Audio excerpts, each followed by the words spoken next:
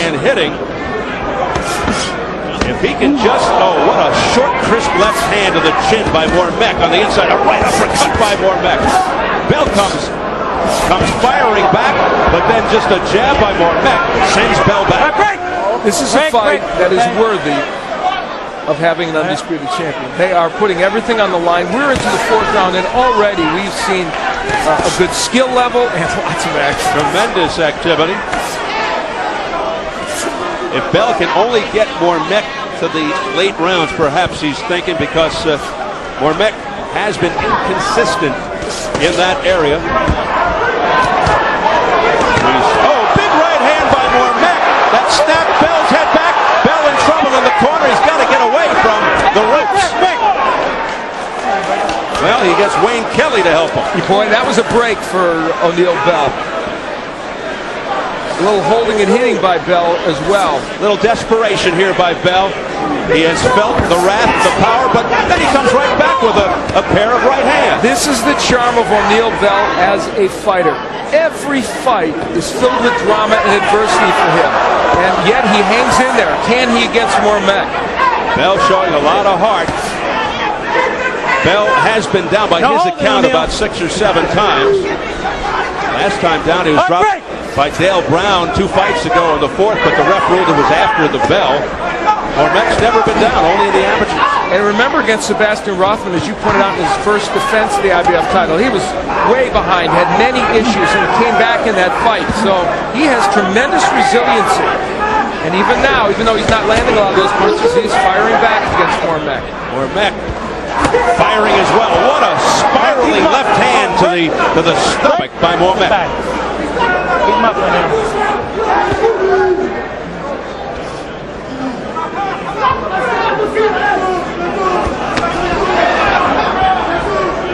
It has been non-stop action from the opening bell as Bell goes into a crouch.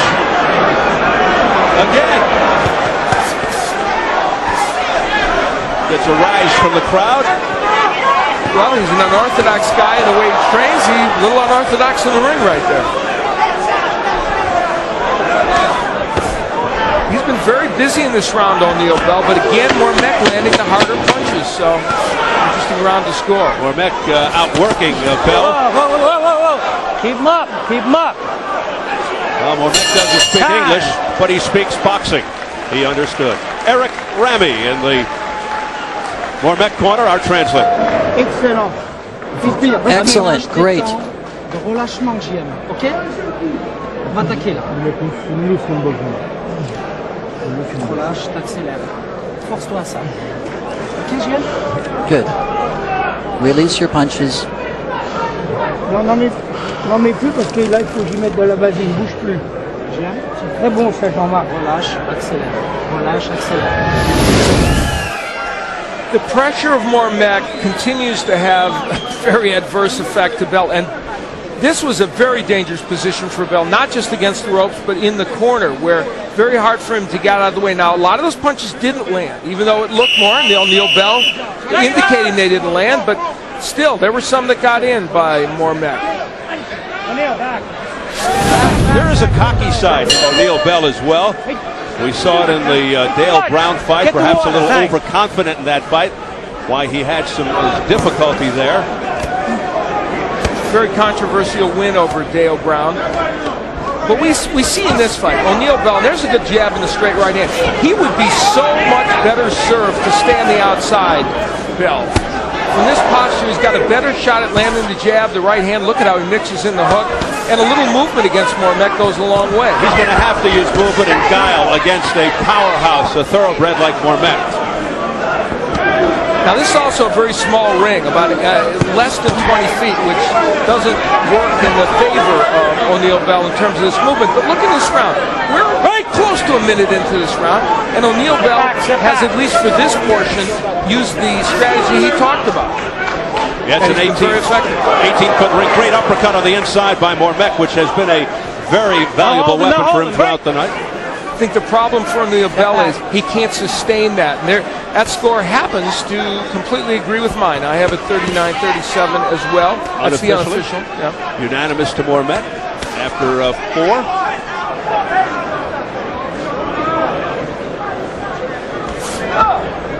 Chuck Johnson from the USA Today, Greg Leon, BoxingTalk.com, Franklin McNeil, the Newark Star Ledger, our press row story. Low blow. Well, not the first time that this has happened. We're just talking about it. It happened in the... Take your hands. You feel all right? You got a little bit of time, 5 minutes to recover. You want to go now? All right.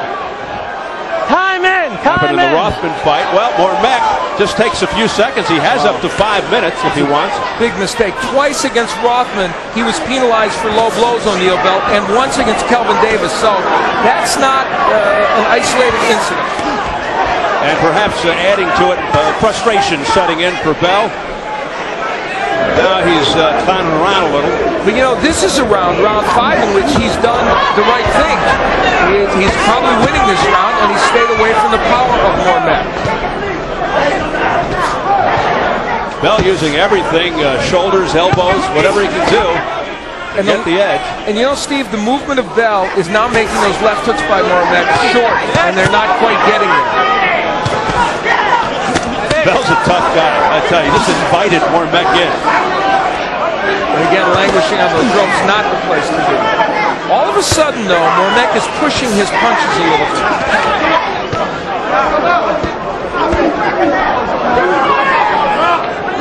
This is an important round for O'Neal Bell. He's gotten himself back in the fight at a point where it looked like he was in danger of really slipping into a deep abyss. And then holding when he can so as not to allow mormeck to do damage on the inside. But mormeck is with the left hand primarily. And a right uppercut. Well, these are really vicious body shots by Jean-Marc mormeck. And then a right hand just before the bell by Bell.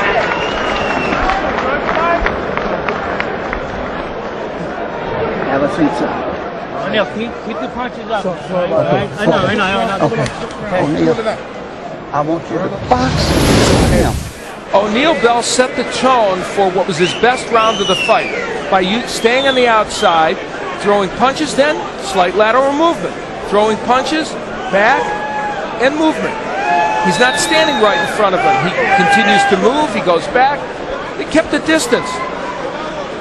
But later in the round, we will see a low blow as he's on the inside, and I mean that was low. And as I pointed out, not the first time that has happened for O'Neal Bell. Journalistically accurate to report it. We're not saying that he's a dirty fighter, but he's been penalized for that in the past. There's no question he's had a history. But we didn't see any indication there was a penalty. So round 6 scheduled for 12 for the undisputed cruiserweight title.